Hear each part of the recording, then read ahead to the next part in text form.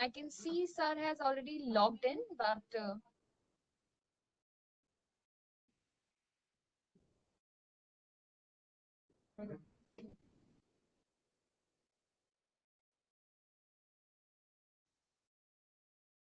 can I please hear from Akhilesh sir's office? Yes, I can see you.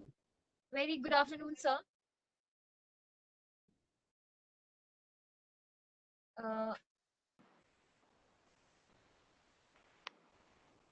okay, so I would like to request um our Deputy Registrar Shri Kamath sir to introduce our Ambassador Akhilesh sir.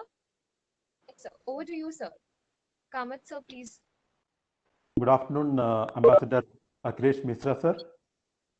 On behalf of NHRC, I extend you a hearty welcome to this short-term internship program, which is an ongoing program and flagship program of the NHRC. I would like to introduce Ambassador Akhilesh Misra, who is Additional Secretary, Development Partnership Administration in the Ministry of External Affairs. Before taking charge of Additional Secretary, Ambassador Misra was Director General of the Indian Council for Cultural Relations.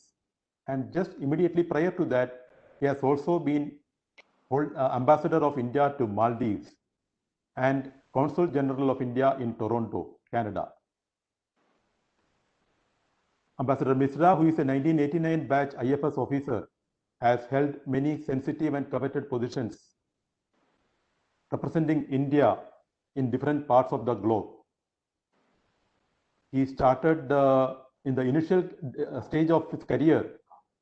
He was posted in different embassies of India in different capacities, including in Nepal, Italy, and Peru. After that, he also held the position of Deputy Consul General in San Francisco, USA, then Deputy High Commissioner in Tanzania, Deputy Chief of Mission in Kabul. Then he came back and then he was Joint Secretary in charge of multilateral economic relations in the Ministry of External Affairs. He has also held the position of Joint Secretary and headed the Northern Division dealing with India's relations with Nepal and Bhutan. Ambassador Misra, who is holding a BTech degree in mechanical engineering, BTech as well as Masters in mechanical engineering, is comfortable with many languages. He speaks Spanish, Italian, and Nepalese, other than Indian languages Hindi, Sanskrit, and English. Besides international affairs, Ambassador Misra is also very much concerned with the Indian culture and history, philosophy, poetry, yoga, and meditation. Over to you, Ambassador Misra, sir, to address our interns. लोग मुझको भी कहते हैं दुआ के लिए, लोग मुझको भी कहते हैं दुआ के लिए, किस कदर रब ने मेरे ऐब छिपा रखे हैं. I'm really grateful to NHRC for hosting this very important interaction and giving me the opportunity to interact with the best and brightest of India. I can see a very, very talented group of interns who are participating in this program. My best wishes to them, and it's a great privilege to have this opportunity to talk to you. And also, let me confess in the very beginning that I'm not an expert on human rights issues, but I respect the NHRC's request, and I'm very honored to be part of this program. Friends, let me begin by paying my tributes to the great Indian freedom fighter and Indian thought leader, reformer, and writer, Hansa Jivraj Mehta ji, who was member of the Constituent Assembly of India and also Indian delegate to the UN Commission on Human Rights from 1947 to 1948, who was responsible for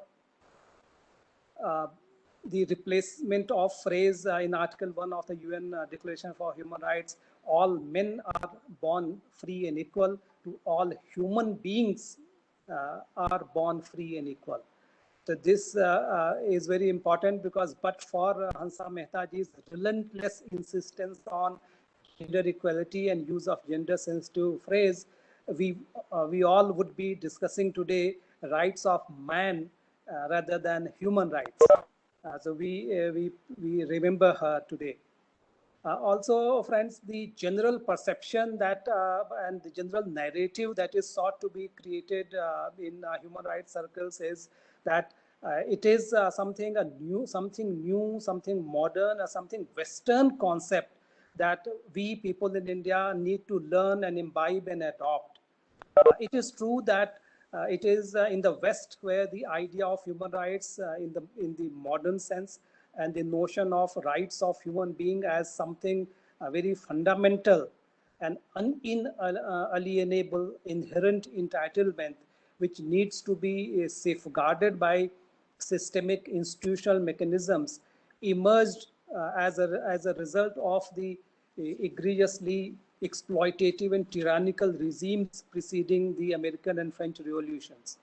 Also, the broader campaign for human rights movement developed in the aftermath of the Holocaust and the Second World War, culminating in the adoption of the non-binding UN Declaration for Human Rights in 1948.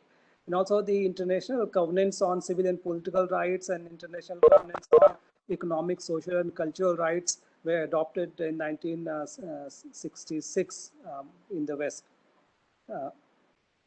Thus, the foundation of the Western human rights principles lie on the horrors of the slavery and torture and genocide and war crimes by the imperial colonial powers.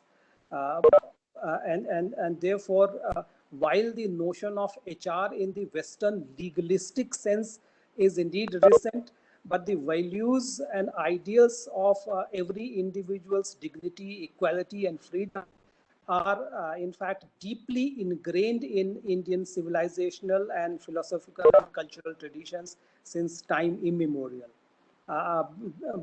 Going through your program, I understood that you already had very, very extensive briefings and presentations on human rights by the real niche area experts.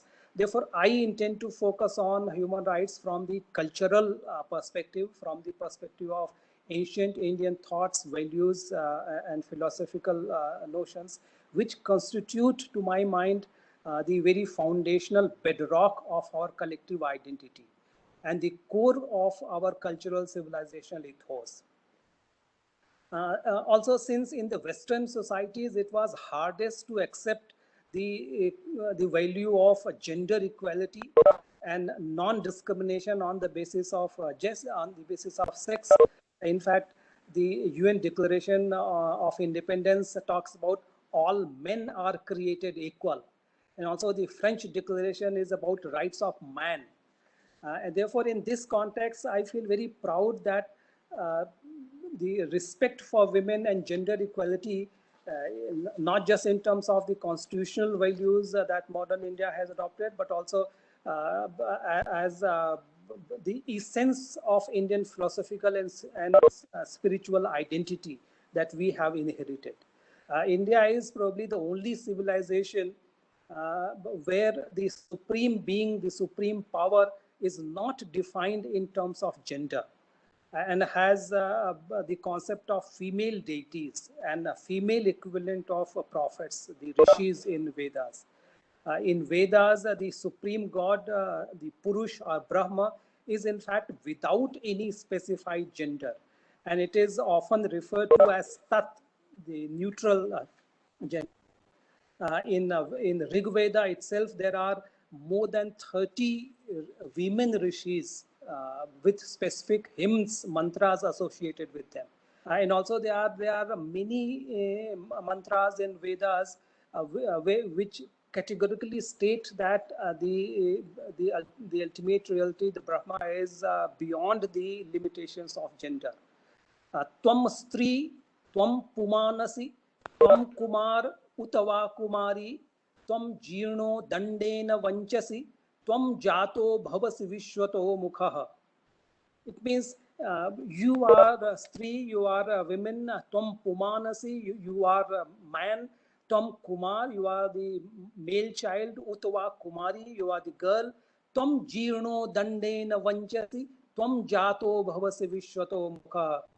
You are the old person who is tottering with the stick, and your face is visible everywhere. नैव स्त्री न पुमानसी न चैवायम नपुंसकः यत यत शरीरम आदत्ते तेन तेन स युज्यते. Brahma is not masculine. Brahma is not a feminine gender, nor even neutral. Yat yat shariram adatte tena tena sa yujyate. Whichever body it acquires, the same gender it acquires. Friends, also in Western approach, the women's issues, the gender issues are always marked by the tendency to see women in isolation, insulated from the rest of the society. Whereas in Indian philosophy and thought, the male-female are always intertwined, inseparably. They are not two halves, but two both complete individuals. And in Vedas and Upanishads, we find the concept of complete unity and harmony between the masculine and feminine energies. Samte manaso, samte mano manasa, sam pranah pranena gacchatam.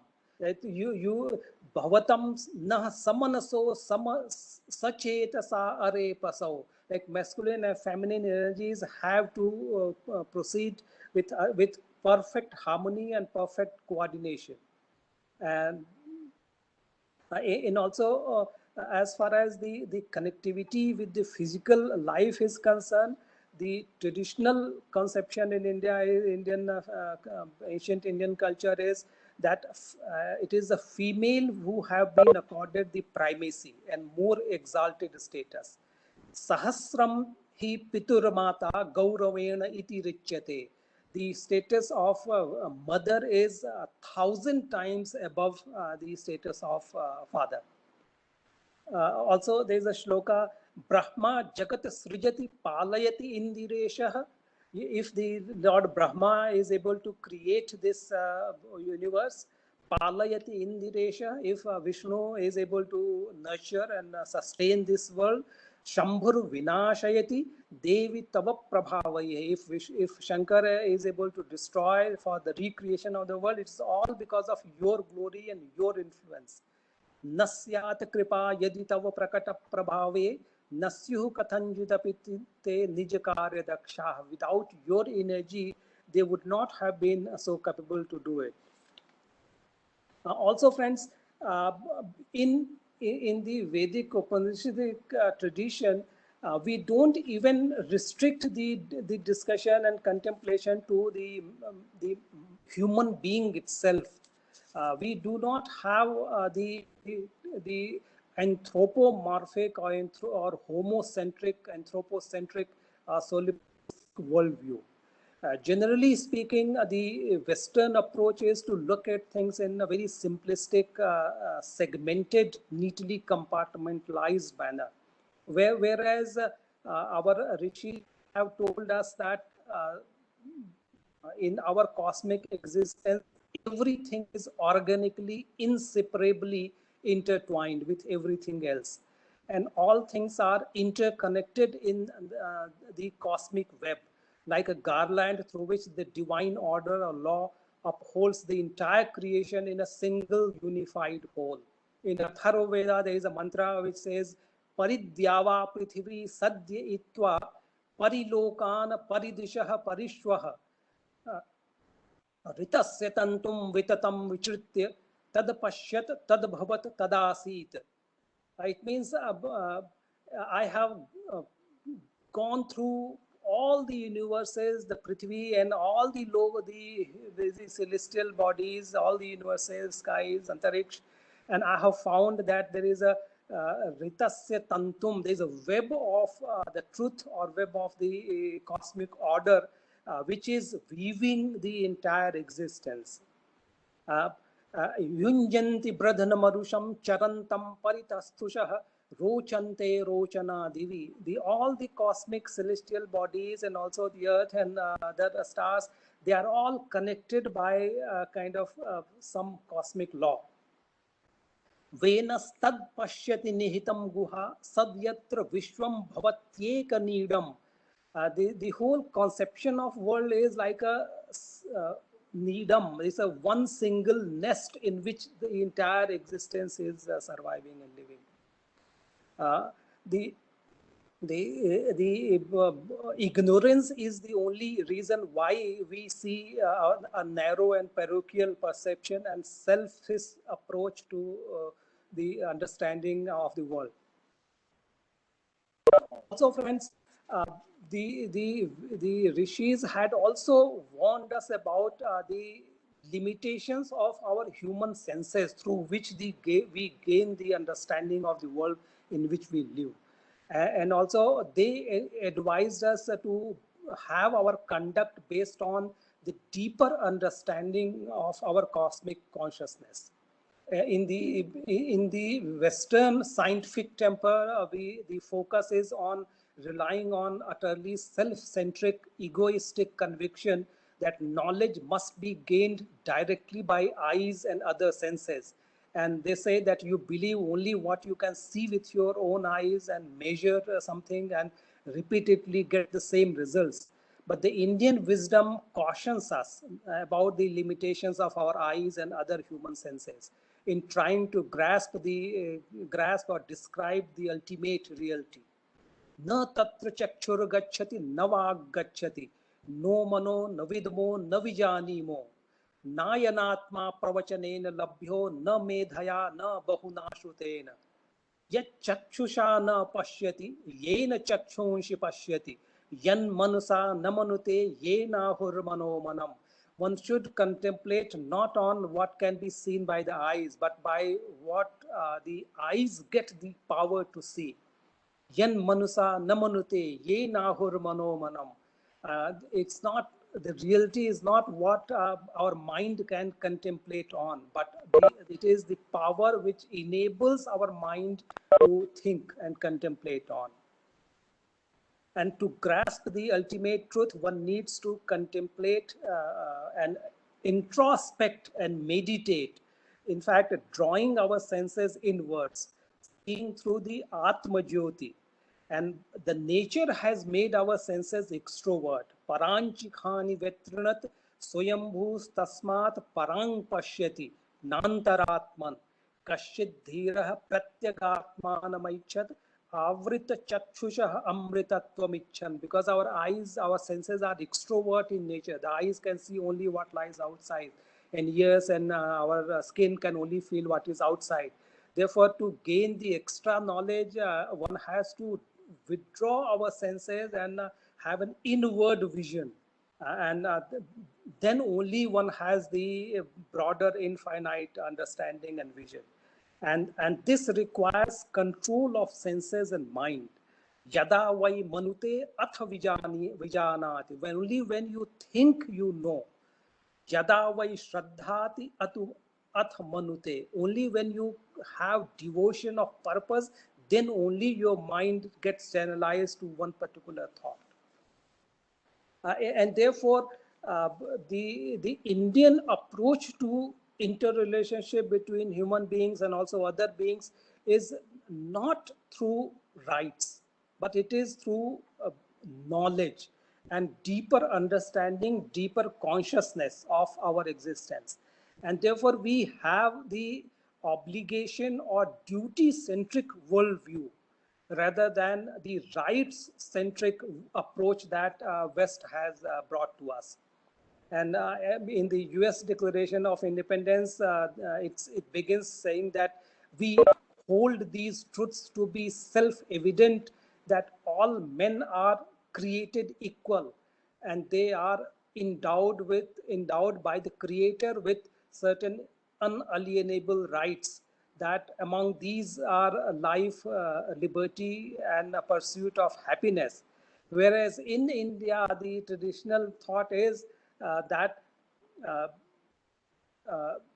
अथोच्यते गृहस्थस्य नित्य कर्म यथा विधि यत कृत्वा नृणीयमाप्नोति दैवात पैत्र्यात मानुषात. Like the daily conduct should be such which gives you which removes you from the debts of devas and pitri and manusha. And jayamano vai brahmana tribhi rinava jayate. The person is born, just by virtue of being born, has these three debts. Debts towards the nature, the of nature, debts towards the ancestors and parents, and debt towards the other human beings and the other beings of the society, of the cosmic existence.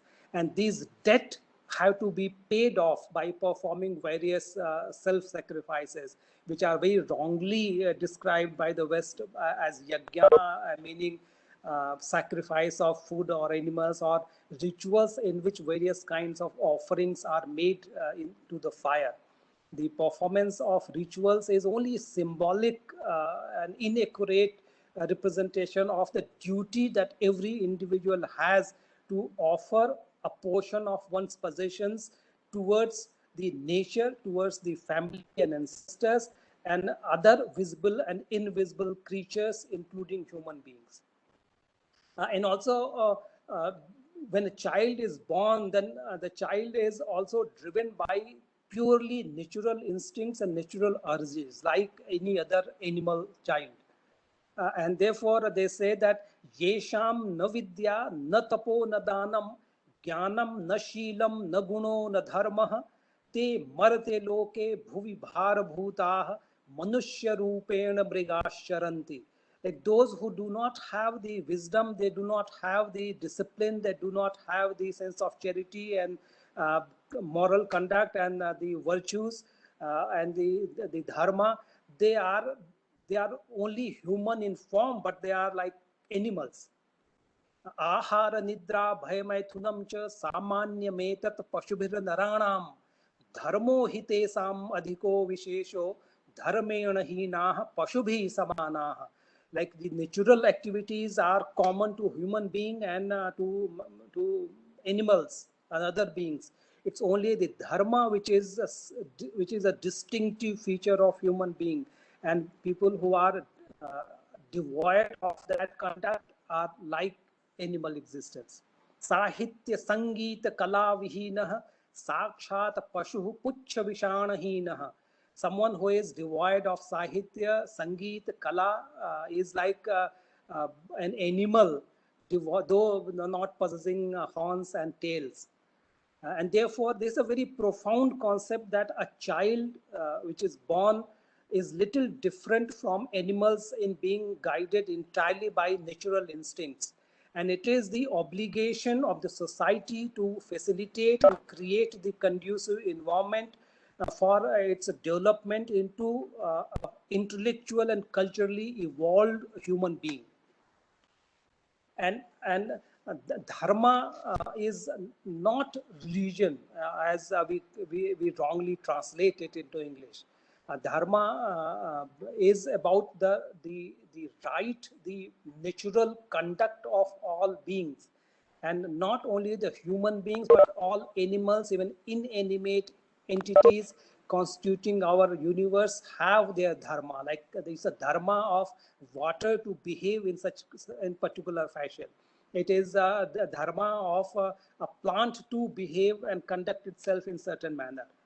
The celestial bodies conduct themselves according to a predetermined law, and if they do not follow the dharma, then it's disastrous. And therefore, for the harmony and sustainability of our universe, all elements of nature, water, earth, sun, moon, plants, animals, birds, insects, microbes, planetary bodies, even subatomic particles, electrons, protons, neutrinos, all must conduct themselves as per the respective dharma. And it is a dharma which takes care of the collective well-being and collective prosperity and happiness and the stability and equilibrium. Prabhavarthaya bhutanam dharma pravachanam kritam. It's only the well-being and upliftment of all beings that the dharma was revealed. Dharanat dharma mityahu dharmena vidhritaah prajaah. It's a dharma which sustains, and it is dharma which sustains the life. And dharma is not limited to philosophical or spiritual spheres, but encompasses the entire life as an integral whole.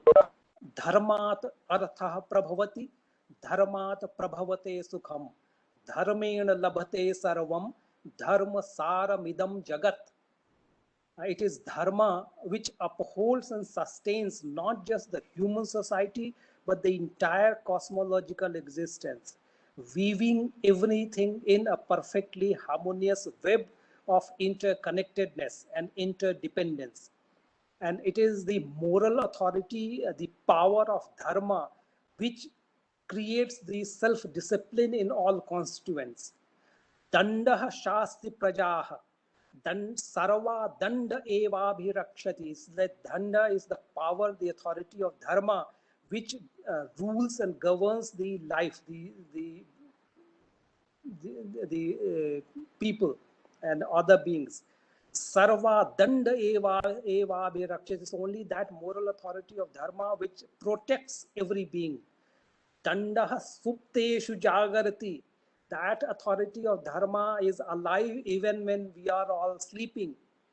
Dandam dharmam vidur buddha. It's that dharma which is the authority which sustains and guides the entire existence. And that is one that this should be known to us. And also the compassion is an integral aspect of dharma. Yo dukhitani bhutani दृष्ट्वा भवति दुखितः. जो दूसरों जीवों का दुख देख करके दुखी हो जाता है. सुखितानि सुखी चापि. जो दूसरों का सुख देख करके सुखी होता है. सधर्मात्मा इति गीयते. उसी को धर्मात्मा के नाम से प्रशंसा की जाती है. न दया सदृशो धर्मो, न दया सदृशो तपः, न दया सदृशम दानम, न दया सदृशः सखा.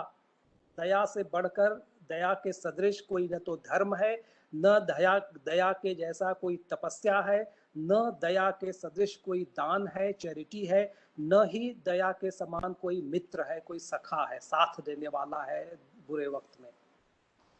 And therefore, if we understand the philosophy of the right conduct towards not only other human beings, but also other beings, the animals, the plants, the other entities which share the universe with us, then a lot of things which we pursue through the concept of human rights, they flow automatically. For example, the concept of economic equity, the universal peace and well-being, it automatically flows from what we believe in. And also our sages had categorically told us about every single individual, irrespective of the form, the physical form one has, being perfect, because everything is emanating from the ultimate truth, the Brahma, which is infinitude of perfection and happiness and joy.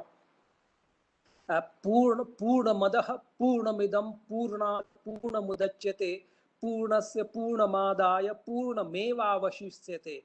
And therefore, every creature which is emerging from that Param Brahma is equally perfect, equally infinite.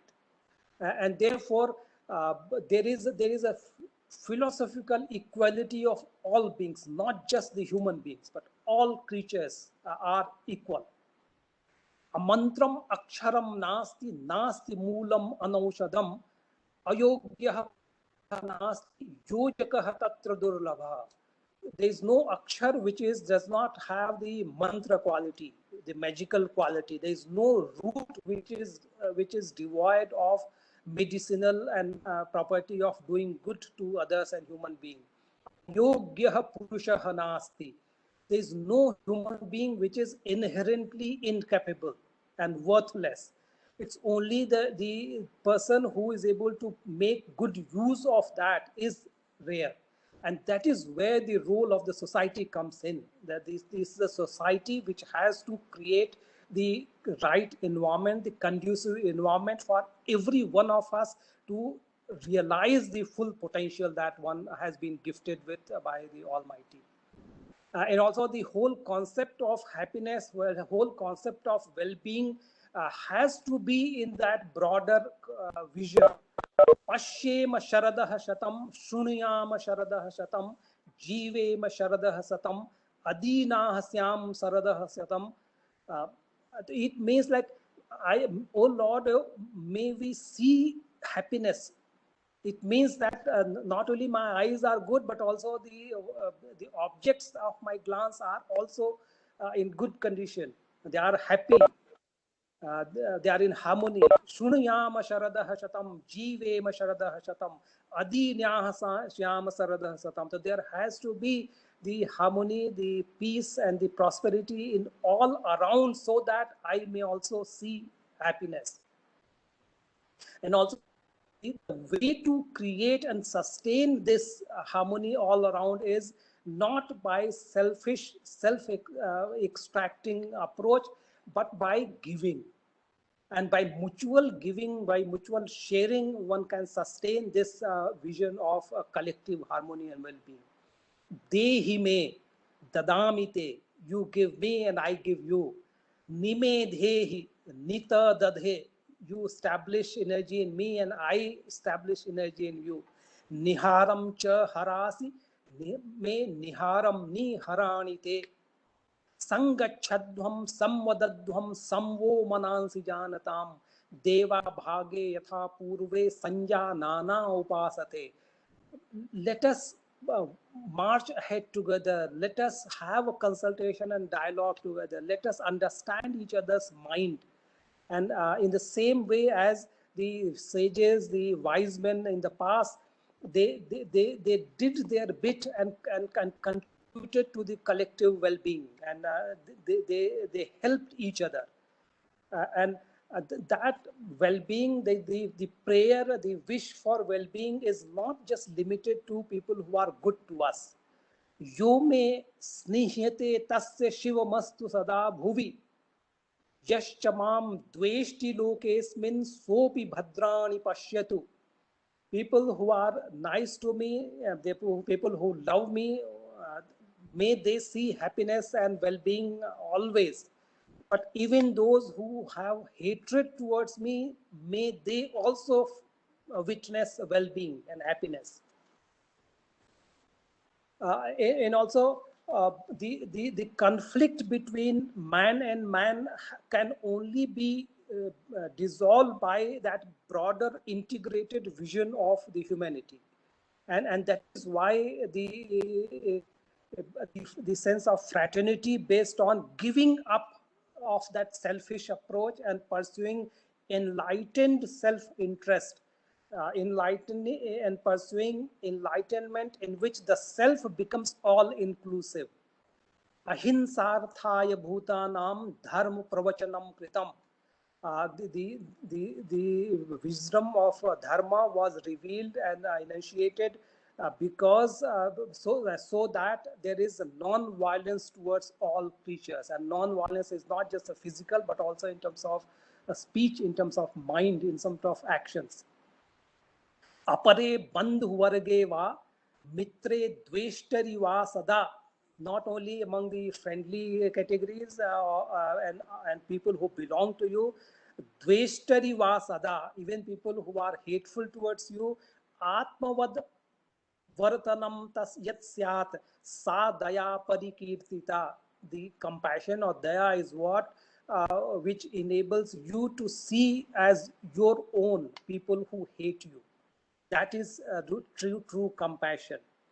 Yastu sarvani bhutani atmani evanu pashyati sarvabhuteshu chatmanam tato na vijugupsate.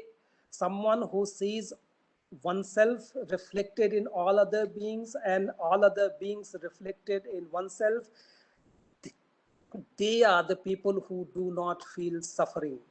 they are the people who are released from suffering and pain. मित्रस्य मा चक्षुषा सर्वाणि भूतानि समीक्षन्ताम् मित्रस्याहं चक्षुषा सर्वाणि भूतानि समीक्षे. It's a prayer that Vedic prayer that सभी लोगों को मैं मित्र की निगाहों से देखूं और सभी लोग मुझे भी मित्र की निगाह से देखें. And यावान वै अयम आकाशः तावान एष हृदये आकाशः अस्मिन् अन्तः एव उभे द्यावा पृथ्वी. जितना बड़ा ये अनंत आकाश है उतना ही बड़ा अनंत आकाश मेरे हृदय में भी है. अस्मिन् अन्तः उभे द्यावा पृथ्वी, ये मेरे भीतर ही समाया हुआ है ये सारा अनंत आकाश और ये इतनी बड़ी पृथ्वी. तो उस जो मेरी अस्मिता है वो क्षुद्रता में नहीं है बल्कि विराट भाव में है. और इसमें जो पुरुष और जो जीव जंतु हैं उनके साथ एकदम परिवार के जैसे संबंध होता है, ये कल्पना है. ओम द्योः शांति अंतरिक्षम शांति पृथ्वी शांति रापः शांति रोषधयः शांति वनस्पतयः शांति विश्वे देवाः शांति. So unless there is a peace in the sky, peace in the water, peace in the ocean, peace in the plants and herbs, we human beings cannot be in peace. Sam sravantu sindhavah sam vata sam patatrinah. This is a prayer from Atharvaveda which prays for a harmonious, peaceful flow of the waters in the river. Sam vata, let the air flow harmoniously, peacefully. Sam patatrinah, let the birds fly in the sky in peace and harmony. Shiva apah santu, Shiva ritavah santu, Shiva vanaspatayah santu, Shiva oshadayah santu. Not only that, yatte bhume vikhanami kshipram tadatu rohatu mate marma vimrigvari mate hridayam arpipam. मुझे पृथ्वी को कभी काटना पड़ता है, खनना पड़ता है, लेकिन जो भी मैं खोद रहा हूँ पृथ्वी में वो जल्दी ही भर जाए. जो वृक्ष मैं काट रहा हूँ उनकी टहनियाँ फिर से उग आए. मैं कभी भी जीवों के और पृथ्वी के मर्म को आहत न करूं. ये दिव्य भावना है. और यानी भूतानि वसंति तानि बलिम गृहीत्वा विधिवत प्रयुक्तम अन्यत्र वासम परिकल्पयन्तु क्षमन्तु ते चाद्य नमस्तु देव्यः. मुझे कभी पेड़ काटना पड़ सकता है लेकिन मुझे आभास है कि इस पेड़ में बहुत से जीव जंतु रहते हैं, इसीलिए मैं उनके लिए कुछ अन्न और कुछ अन्न व्यवस्था करता हूँ और उनके वास के लिए मैं प्रयास करता हूँ कि कहीं और उनका वास मिले. उनके सुवास के लिए मैं प्रार्थना करता हूँ और क्षमा मांगता हूँ कि मैं उनका आवास ध्वस्त कर रहा हूँ. So this is the prayer while and seeking of forgiveness before one is going to cut a tree.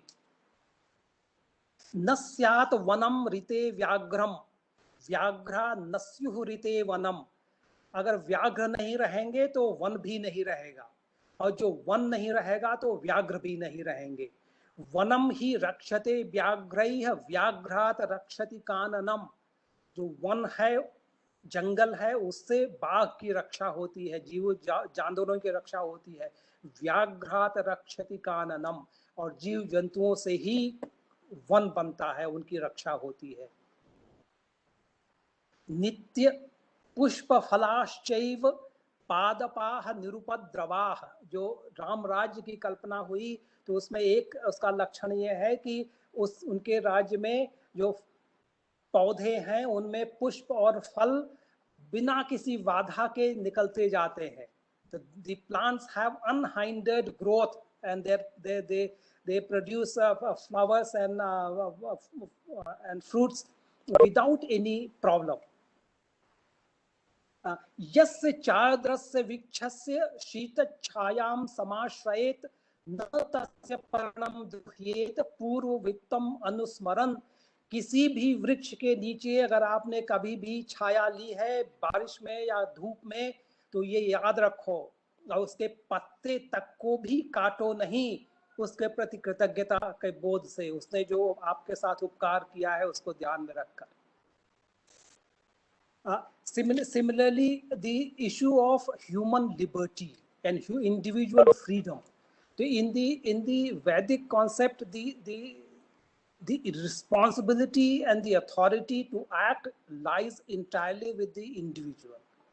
It is the thought, the desire, the karma that initiates action, and the control of action lies entirely with buddhi, the intellect, the discretion, and it is the individual's choice and its inescapable accountability that one is entrusted with because of that ability to decide. Atmanam rathanam viddhi, shariram rathamev tu, buddhim tu sarathim viddhi, manah pragrahamev cha. जो आत्मा है वो रथी है, जो शरीर है वो रथ की तरह से है, और जो बुद्धि है वो सारथी है, और जो मन है वो उसकी रश्मियां, उसकी डोरी है। तो जब तक आप अपने बुद्धि को मन से कंट्रोल नहीं करोगे तब तक आप सही दिशा में नहीं जा पाओगे। तो जो रिस्पॉन्सिबिलिटी है वो हमारी है कि हम अपने मन को और अपनी बुद्धि को किस दिशा में हम प्रेरित करते हैं। Similarly, friends, the plurality of faith or faith equality. So again, this flows so naturally, so automatically, effortlessly from that conception of integrated conception of the universe, that this cannot grasp the supreme being fully, and only a part of it can be grasped, and therefore,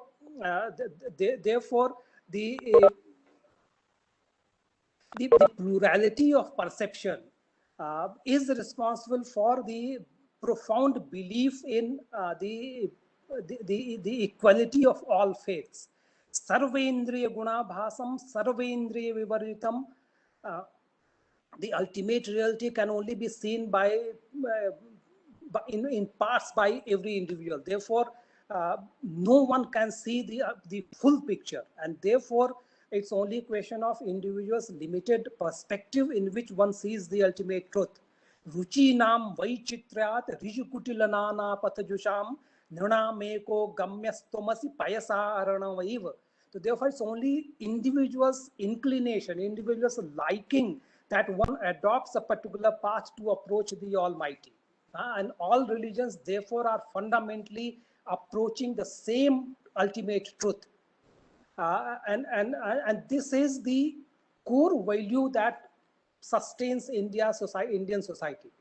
Friends, as I said, that I have only focused on the ancient dimension of Indian culture. That is because that is the most basic foundation on which successive layers of ideas and religious concepts and social concepts they have been developed. But the foundation remains the value that I have explained. And today, if India is a very vibrant democracy, it is because of the plurality that we have absorbed as a natural virtue. And also the creativity and the individual accountability. Like Atmaiva Atmano Bandhu, Atmaiva Ripuratmanah. There is no escaping individual's responsibility. We are only responsible for our actions. We are only responsible for our continued well-being and success as an individual, as a society, as a country. And this requires a collective effort, but it has to begin from the individual. It has to begin from our individual mind and a focused determination to move on a particular path. And as I say, Vaidya Darshana Matrena Vina Aushadhi Sevanam Roga Muktir Nalokanam Nirvanopi Tatha Smritaha. Just by seeing a doctor and without eating the medicine will not get cured. And therefore, talking about human rights or values and ideals will not lead us anywhere. We have to move. We have to absorb, imbibe, inculcate it in our conduct. Friends, I think I have taken a lot of time. I will stop here and I'll welcome any questions, any suggestions, any inputs. Thank you.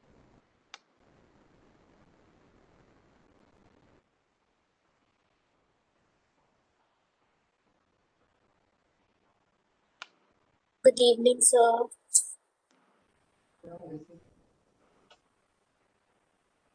Divya, please switch on your video as well. Janvi, Ma'am, yes.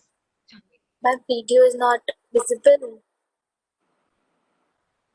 It's visible, it's visible. Go ahead.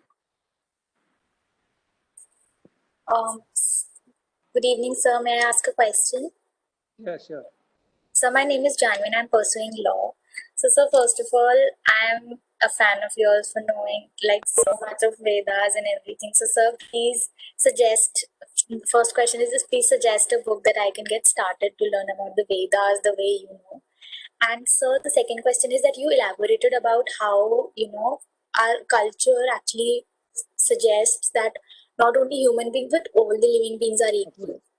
So, sir, do you think that with the uh, you know formulation of the international humanitarian law and also our national legislations on human rights law, do you think that we are able to uphold our culture of human rights and how we value human life? Or do you think that as a society, because of so many crimes, we are deviating away from our culture? Thank you, sir. Yeah, no, first of all, if you can send me an email, then I'll give you some useful links for to to get authentic and accurate knowledge of Vedas, because there are a lot of inaccurate translations. Particularly the Western translations are not accurate, and they are quite mischievous in sending wrong message and distorted message. I'll give you. Please feel free to write to me. Okay, sir. As far Sir, what's your yeah, email ID? I think NHRC will have it, or Okay, sir. All yeah, right. yeah. And then as far as the actual implementation of the values and ideals, what I have spoken is the foundational moorings that hold us, the foundation that has sustained us for several thousands of years. But there's no denying the fact that over a period of time, a lot of distortions, a lot of misconceptions, a lot of wrong practices have crept in.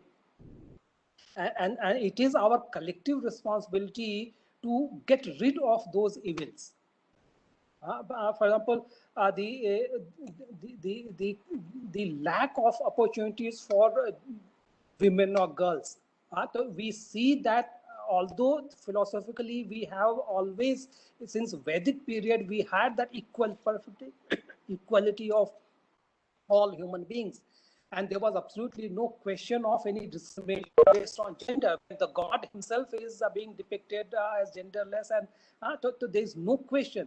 But we have, for some reason, I wouldn't go into details of what factors led to this, but in the contemporary society, there are issues, and they can only be gotten rid of by absorbing our true values. Similarly, the caste-based discrimination, again, is an absolute shame, and it has absolutely no place in our real wisdom. The traditional Indian wisdom and in Vedas and Upanishads, the caste system has absolutely no place. And unless we read the original, the correct message of our cultural heritage and philosophical heritage, we get misdirected, misled, because a lot of fake, wrong, distorted, mischievous translations are circulating. So therefore, by losing our self-confidence, we have done a great damage to ourselves as a society, as a country. Yeah, and as Mahatma Gandhi said, that I want the windows and doors of my house to be open so that fresh air comes from all directions. But I refuse to let my feet be blown off. That is why it's very critical that younger generation like you appreciate the richness and always stay rooted in your cultural heritage. and be proud of your your heritage. Because if you are not proud, not self-confident of your heritage, then you will be cut off from your roots. And Thank you so much, sir. Thank you for the enlightening session. welcome, welcome.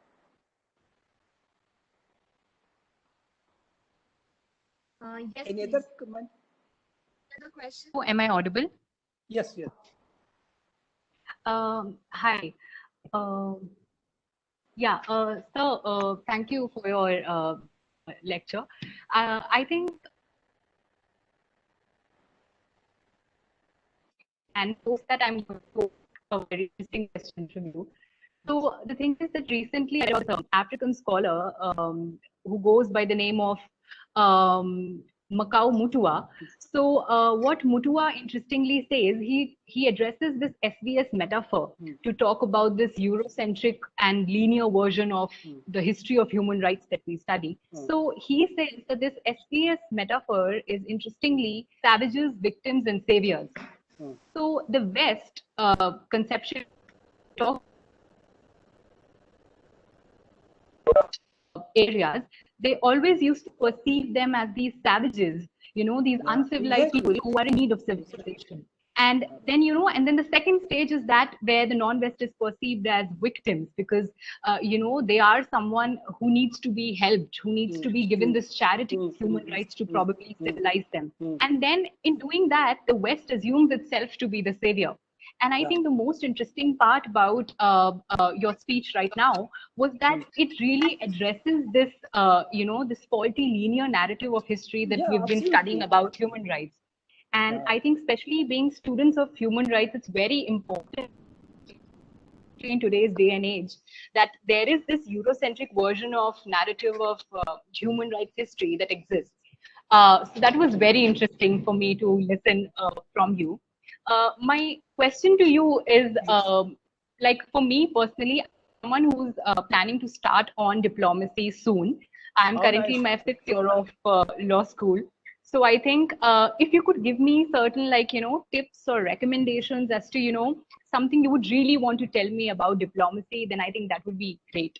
And thank you so much for addressing that. Thank you. No, as an Indian diplomat, I can tell you that diplomacy in the single word is protecting and safeguarding, promoting India's interests. So that is using external engagement.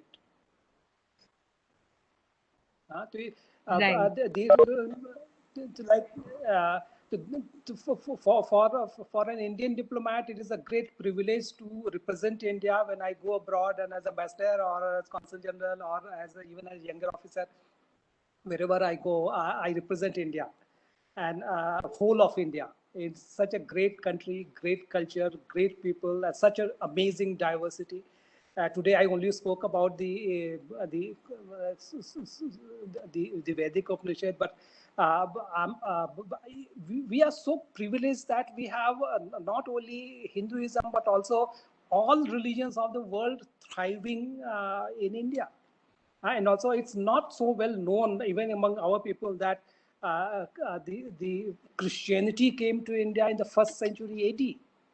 Islam, when Prime Minister Modi went to Saudi Arabia, he gifted the replica of the Chiraman Mosque in Kerala to the Saudi king, which was constructed in 629 AD.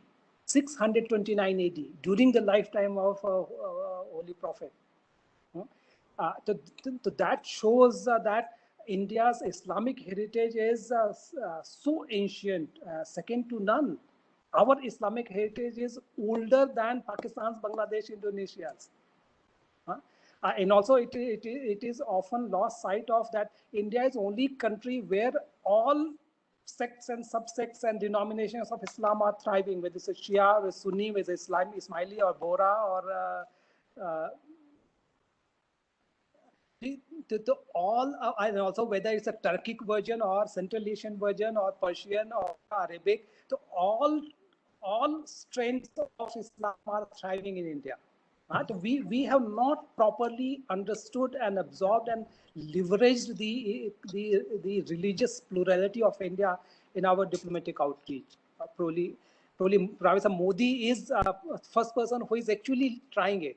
And it is a great pride for us that 6 Islamic countries have bestowed on Prime Minister Modi their highest civilian award, including 2 countries which are 100% Sunni Muslims, Saudi Arabia and Maldives. They are 200% Sunni Muslim countries, and both have honored our Prime Minister with their highest civilian order, civilian award.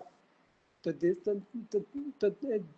it's a great time for youth like you to take up interest in Indian diplomacy and international affairs. This is a great time for India, and for India, for younger generation like you, it's a matter of a great joy, great pride.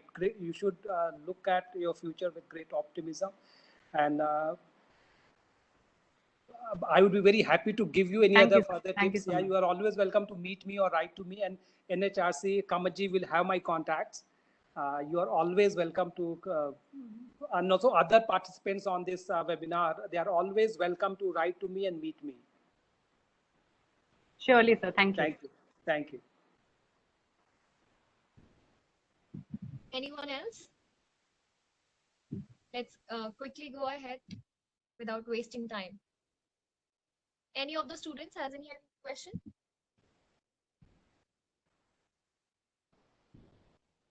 All right. With a very great session and with a very enthusiastic one, I would like to request Deputy SP Shri Devinder Kundra sir to pay the vote of thanks. Sorry, our AR Deputy sir to pay the vote of thanks to our guest speaker. Over to you, Kundra sir. Good afternoon, sir. On behalf of the Commission, I feel as an honor to give a vote of thanks to you, Ambassador Honorable Shri Akhilesh Mishra ji. I must place it on record that you are having an immense knowledge of Vedic, and through your thoughtful ideas, probably our interns will be